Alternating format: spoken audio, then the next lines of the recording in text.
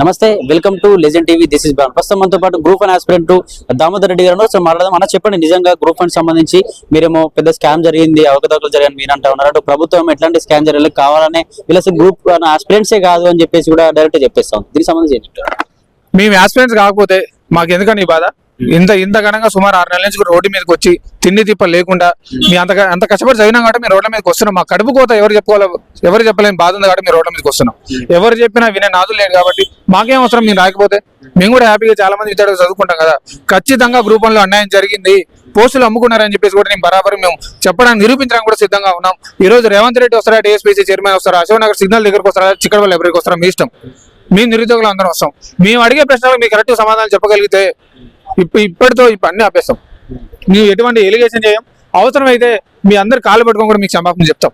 మీకు అశోక్ నగర్ సిగ్నల్ దగ్గర కానీ చిక్కడపల్లి లైబ్రరీ కానీ మరి వచ్చే దమ్ముందా? మాట్లాడతారా నిరుద్యోగ సమస్యల మీద?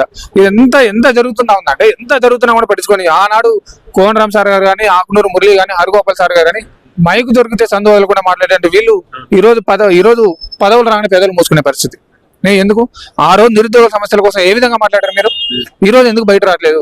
ఎండాకాలం అని చెప్పి దుప్పట్లేసి పట్టుకుని రైస్ చేసుకొని ఒక పని చేయండి. సరే ఎండాకాలం ఎట్లాగో మరి వయసు అయిపోయిందో మేమే వస్తాం ఇంటికి మీడియా తీసుకొని, మరి అప్పుడే మాట్లాడతలేదు చూద్దాం. ఎందుకంటే మీరు ఆ టైంలో ఉద్యమ సమయంలో ఉన్నారు, ఒక టైంలో ఉన్నారు కాబట్టి మీరు మాట్లాడితే కొంచెం ఎక్కువ రీచ్ అవుతుంది. సరే మేము చేసేది రైటో కార్ రైడో మీకు కూడా తెలుసు కాబట్టి మీరు మాట్లాడితే కొంచెం ఎక్కువ రీచ్ అవుతుంది కదా. మీరు మేధావులు మౌనంగా ఉంటే మా సమస్య ఎవరు చెప్పుకోవాలి, మీ ఎవరి దగ్గరికి పోవాలి? అసలు ఏం అర్థం కాని పరిస్థితి. ఇక్కడ ఏం జరుగుతుందంటే ప్రతిపక్షాలు కూడా దీని మీద మాట్లాడిన పరిస్థితి. అంటే ప్రతిపక్షాలు కూడా ఏమైనా ఉద్యోగాలు తీసుకొని ఇక ఊళ్ళు దొంగలు అంతా కలిసి ఊళ్ళు పంచుకున్నట్టు నీకు ఒక 50, నీకు ఒక 50, నీకు 50, 20 కదా అంతా సైలెంట్ కూడా అయినట్టు అయిపోయింది ముచ్చట. ఇక్కడ ఇంకా మీద సమస్య ఏంటంటే ఒకే ఎగ్జామ్ సెంటర్ నుంచి 70 మంది ఎట్లా సెలెక్ట్ అవుతారు? తెలంగాణ మొత్తం మీద కూడా అన్ని సెంటర్ల నుంచి ఉన్నాయి 560 పోస్టులు. ఒక్కొక్క సెంటర్ నుంచి ఒక 2, 3 అట్లా సెలెక్ట్ అయినారు. ఒకే సెంటర్ నుంచి 70 మంది సెలెక్ట్ అయినారు. అంటే మీరు అందరు కావాలని వాళ్ళతో మాట్లాడుకొని ఒకే ఎగ్జామ్ సెంటర్ ఇచ్చి ఒక దగ్గర పక్కన కూర్చోబెట్టి రాపిచ్చారా? ఇక్కడ మీరు చూసుకుంటే ప్యారల్ కూడా ఎట్లుంటాయంటే సపోజ్ నా హాల్ టికెట్ నెంబర్ 135, నా వెనక 136, నా పక్కన 137. మార్కులు కూడా ఎట్లా వస్తాయంటే వీళ్ళ కరెక్ట్ గా 428, 429, 430 ఎట్లా అంత ప్యారల్ ఎట్లా వస్తాయన్నా? సేమ్ పక్కన హాల్ టికెట్లు అందరు పక్కనే ఉన్నారు, మళ్ళీ సేమ్ మార్కులు. ఏమన్నా ఎస్ఎస్సీ ఎగ్జామ్ ఇంటర్మీడియట్ ఎగ్జామ్ చూసుకోండి ఆయనకి. ఇది కావాలని ఖచ్చితంగా కొంతమంది నిరుద్యోగ అభ్యర్థులని మోసం చేసే ప్రయత్నం చేస్తా ఉన్నారు. ఆల్రెడీ అమ్ముకున్న ఉద్యోగాలకు పరీక్ష పెట్టినారు. మీరు చెప్పండి, లైవ్ డిబేట్ పెట్టి చెప్పండి, ఎస్ మీ అమ్ముకున్నాను రాబాయ్, మీ వల్ల కాలేదు, మీకు చేత కాలేదు చెప్తే మేము సైలెంట్ గా ఉంటాం. చెప్పేందంటే అమ్ముకున్న తర్వాత వీళ్ళకి ఎగ్జామ్ పెట్టి కావాలన్న మార్క్స్ అలా వచ్చేట్టు ప్రభుత్వం చేసిందని అనుకుంటున్నారు. ఖచ్చితంగా అంత ప్యారల్ ఎట్లా వస్తాయనా? ఎక్కడ జరిగిందా ఇంతవరకు? దేశ చరిత్రలో ఎక్కడ జరిగిందా ఆ విధంగా ప్యారల్ ఎక్కడ రావడం? ఇక్కడ మీ ఇంకోటి అడిగేది ఏంటంటే సరే ఓకే మేము చేసే ఎలిగేషన్ తప్ప అనుకున్నాం, కాసేపు పక్కన పెడదాం. ఇప్పుడు మీరు దిద్దిన మా పేపర్లే కదా. సరే ఒక్కసారి కాదు 2 సార్లు దిద్దినామన్నారు పేపర్లు, రివాల్యూషన్ 2 సార్లు చేసినామన్నారు. మా పేపర్ మాకు చూపించండి. మరి ఇల్లు తప్పేం లేదు కదా, మా పేపర్ లేదా మీరు చూపించేది? మా పేపర్ లేదా మేము చూపించమనేది? టాప్ 1 లో టాప్ 100 వచ్చి చూపించమన్నట్లే మా పేపర్లు చూపించండి. లేదంటే మా టీఎస్పీసీ వెబ్సైట్ ఉంది, మాకు ఒక లాగిన్ ఐడి ఉంటుంది, మా లాగిన్ ఐడి పెట్టండి. ఎందుకంటే గ్రూప్ 2 సంబంధించి ఓఎంఆర్ షీట్ పెట్టారు, గ్రూప్ 2 సంబంధించి ఓఎంఆర్ షీట్ పెట్టారు, గ్రూప్ 1 కూడా పెట్టండి. ఎందుకంటే మీరు నిజంగా దిద్దిరా, లేదంటే ఏదో ఆల్రెడీ ఉన్న ఉద్యోగాలు అమ్ముకున్నాం కాబట్టి ఇక మీకు మార్కులు వేసినా లేదు అని చెప్పేసి 2-3 మార్కులు వేసి పక్క తిప్పేసాం పేపర్లో. నాకు అర్థం కాని పరిస్థితి. లేదంటే ఆల్రెడీ టాప్ లో ఉన్నారు కదా, 563 పోస్టులు, 560 టాప్ లో ఉన్నారు, వాళ్ళ పేపర్లను పెట్టండి. సరే వాళ్ళు ఏ విధంగా రాసిరు అని చెప్పేసి మాకు కూడా మరి నెక్స్ట్ చదువుకోవడానికి ఉంటుంది కదా. వాళ్ళు నిజంగా మంచిగా రాసిరా, మరి మాకు తేడా అని చెప్పేసి మాకు కూడా అర్థమవుతుంది కదా. ఇక్కడ ఒక ప్రాపగండ సృష్టించి కేవలం నిరుద్యోగులని, ఇక్కడ ఈ పార్టీ అనే కాదండి, ఏ పార్టీ అయినా సరే నిరుద్యోగులని మోసం చేసే ప్రయత్నం చేస్తా ఉన్నారు. నిరుద్యోగులను అడ్డం పెట్టుకుని అధికారం ఎక్కి అందరం ఎక్కి ఈ రోజు అధికారం వచ్చిన తర్వాత నిరుద్యోగులని విస్మరించే ప్రయత్నం చేస్తా ఉన్నారు.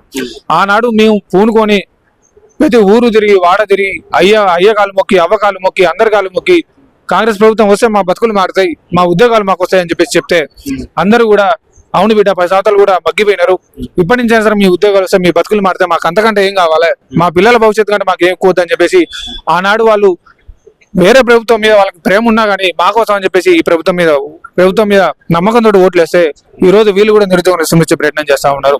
తెలంగాణ వచ్చిన దగ్గర నుంచి నీళ్లు నిధులు నియామకాలు అన్నారు. నీళ్లు వచ్చినాయి, నిధులు వచ్చినాయి, నియామకాలు మాత్రం 12 సంవత్సరాల నుంచి రావట్లేదు. అవి వచ్చినా కూడా మధ్యలో ఆగిపోతా ఉన్నాయి. ప్రతి ఒక్క నిరుద్యోగి కూడా తీవ్ర అరిగోసపడతా ఉన్నాడు తెలంగాణలో. ఒక్క నోటిఫికేషన్ వస్తే చాలరా భయ్ అని చెప్పేసి కూడా ఆ చిక్కడపల్లి లైబ్రరీకి వెళ్తే కానీ, అశోక్ నగర్కి వెళ్తే కానీ, దిల్సుఖ్ నగర్కి వెళ్తే కానీ మీకు అర్థమైతే ఎంతమంది నిరుద్యోగులు ఉన్నారో. 30 సంవత్సరాలు దాటిన వాళ్ళ పరిస్థితి అగమ్య గోచరంగా ఉన్నది. వాడికి చదువుదామన్న ఇంట్రెస్ట్ ఉండదు, ప్రైవేట్ జాబ్ చేసుకోలేడు, వాడికి పెళ్లి కాదు, ఏమీ కాదు, ఆళ్ళే సూలే అల్లు పేరు సవాలింగా అన్నట్టు ఇంటికి పోతే కూడా ముఖం చూపించుకునే పరిస్థితి. ఎందుకు ఈ జాప్యం? పెట్టే పరిస్థితులు చక్కగా పెట్టండి. లేదంటే ఎస్ మేము అమ్ముకున్నాను రాబాయ్ బహిరంగ అని చెప్పి చెప్పండి. సరే అట్లయినా మేము ఓకే, ఇంకా మాకు లేదేమో, సరే అధికారంలో కాబట్టి సరే వాళ్ళకి ఇష్టం వచ్చినట్టు చేసుకుంటారేమో అని చెప్పేసి ఏదో ప్రైవేట్ జాబ్ చూసుకోవడం, ఏదో బిజినెస్ పెట్టుకోవడం ఏదో చేస్తాం. ఈ ముసుగులో కుదిరేలాగా ఆల్రెడీ అమ్ముకున్న పోస్టులకి ఇంతమంది సుమారు 1,00,000 మంది నిరుద్యోగుల పిచ్చోని లెక్క చేసుకుంటూ వీళ్ళు అక్కడ అనవసరంగా వీళ్ళ టైం వేస్ట్, ఎఫర్ట్ వేస్ట్, వీళ్ళు తినక హాస్టల్ ఆ గబ్బ హాస్టల్ ఉంటూ తినక ఎఫర్ట్ పెట్టి ఆ రూమ్ రెంట్లు కట్టుకుంటా, స్టడీ హాల్ ఫీజులు కట్టుకుంటా, ఎందుకంటే మాకు మాత్రం ఎంత ఖర్చు? ఒక పని చేయండి, లేదంటే తెలుగు మీడియం వాళ్ళు దేనికి పనికి రారు, మీరు చదవడం శుద్ధ దండగా అని చెప్పేసి ఒక స్టేట్మెంట్ ఏం లేదు, ప్రశ్న రిలీజ్ చేయండి, హ్యాపీగా మేము కూడా సైలెంట్గా ఉంటాం. ఇంకా మీరు ఇండైరెక్ట్ అదే చెప్తున్నారు, తెలుగు వాళ్ళు దేనికి పనికి రారు, మీరు చదవడానికి పనికి రారు చెప్తున్నారు.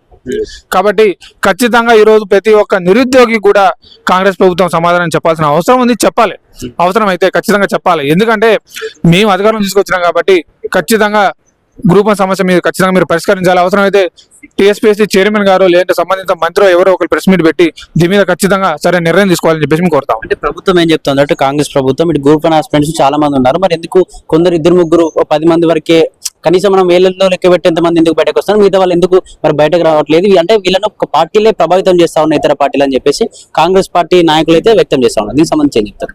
ఎస్, ఇక్కడ ఎవరిని ప్రభావితం చేయలేండి, మా కడుపు కాదు మేము బయటకు వస్తున్నాం. ఇక్కడ మీరు మంచి ప్రశ్న అడిగారు, ఏంటంటే నిరుద్యోగులు ఎందుకు బయట రావట్లేదంటే బయటకు వస్తే కేసులు పెడుతున్నారు. మేము మా మీద కేసులు పెట్టినా పర్లేదురా భయ్, నిరుద్యోగ న్యాయం జరగాలని చెప్పి మేము బయటకు వస్తున్నాం. ఇక్కడ ఆల్రెడీ బయటకు వస్తే కథం నిరుద్యోగులని ఎక్కడికక్కడ ఇప్పుడు మీరు అశోక్ నగర్ చూసుకున్నా ఎక్కడెక్కడ వ్యాన్లు ఉంటాయి. ఒక్క 10 మంది కలిసి గుమ్మగుడితే కథం పోలీసు పోవడం అయ్యింది. ఎక్కడ పోతారంటే సరే పలానా దగ్గర పోతున్నాడు అని ఫస్ట్ వాడు మొత్తం చూసి వాడు చెక్ చేసి వాడి పాయింట్ చెక్ చేసి వాడి పర్సు చెక్ చేసి అన్ని చెక్ చేసి పంపించే ప్రయత్నం చేస్తా ఉన్నారు.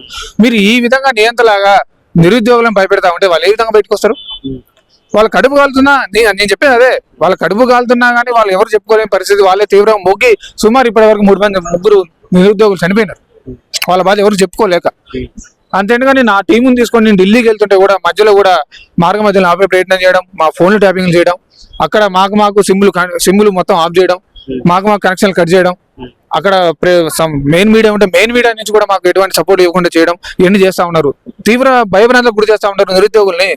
ఎందుకంటే 1-2-3 మీద కేసులు పెడతాం, మిగతా నిరుద్యోగులు ఎవరు బయటకు రారు.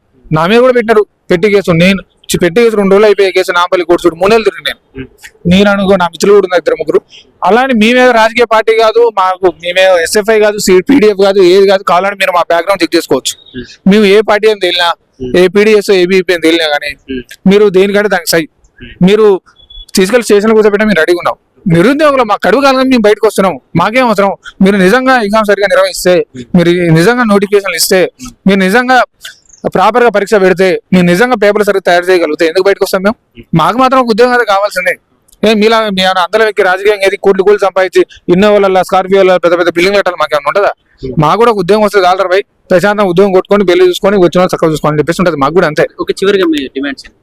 మా మెయిన్ డిమాండ్ ఏంటంటే ప్రధానంగా ఇక్కడ గ్రూప్ 1లో జరిగినటువంటి అవకతవకల్ని తక్షణమే బయట పెట్టాలి.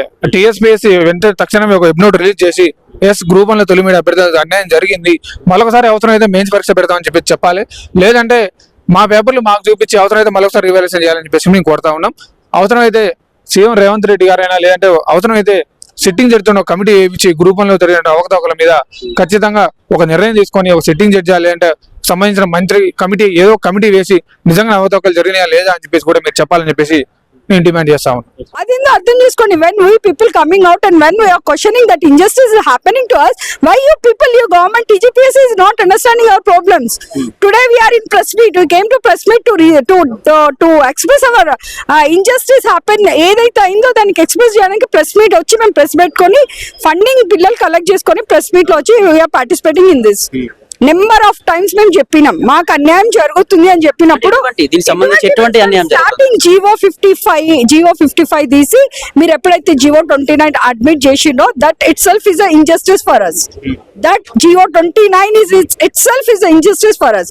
వై? బికాస్ మీరు వర్టికల్ రిజర్వేషన్ తెచ్చినప్పుడు ఇక్కడ చాలా మంది ఎస్సీ ఎస్టీ బీసీ అనగారిన వర్గాలకి అన్యాయం జరుగుతుందని నెంబర్ ఆఫ్ టైమ్స్ మేము చెప్పినాం. మేము ఆల్రెడీ హైకోర్టు దాకా కూడా వెళ్ళాం, సుప్రీంకోర్టు దాకా కూడా వెళ్ళాం. సుప్రీంకోర్టులో జివో 29 అన్కాన్స్టిట్యూషనల్ అని కొట్టే లేదు. మీరు లేట్గా వచ్చిండు యూ పీపుల్ ఆల్రెడీ మేము ఆ కేసు అడ్మిట్ చేసినప్పుడు ఆల్రెడీ పిల్లలు ఎగ్జామ్ రాస్తున్నారు మా students. So it's not the correct time. Why? Because already aspirants are in the examination hall. So it is not the right time to argue on this issue అనేసి వాళ్ళు కొంచెం time తీసుకోవాలని చెప్పి ఆపేసిండు.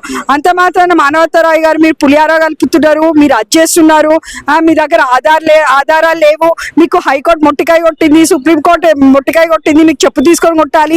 ఈ language అంతా ఏందండి ఇది? అసలు మీకు ఏం అర్థమవుతుందండి మానవతరాయ్ గారు? మీరు అంత పెద్ద అన్పార్లమెంటరీ లాంగ్వేజ్ యూజ్ చేయాల్సిన అవసరం ఏముంది మీకు?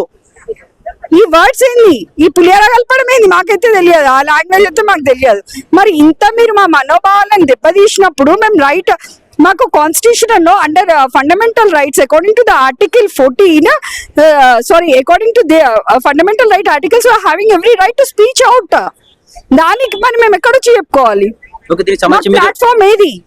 మాకు ప్లాట్ఫామ్ ఏంది? మేము రోడ్ల మీదకి వచ్చి ధర్నా చేస్తున్నారు అంటారు, పెయిడ్ ఆర్టిస్టులు అంటారు, అన్ని మీరు ఎంత మమ్మల్ని బ్లేమ్ చేయాలో అన్ని విధాలుగా అన్ని కోణాలుగా బ్లేమ్ చేస్తున్నారు. మరి మాకు సొల్యూషన్ ఎవరు ఇవ్వాలి? ఇప్పుడు ఎవరు ఇవ్వాలి? మేము మిమ్మల్ని అడుగుతున్నామండి, ఎవరు ఇస్తారు మాకు సొల్యూషన్?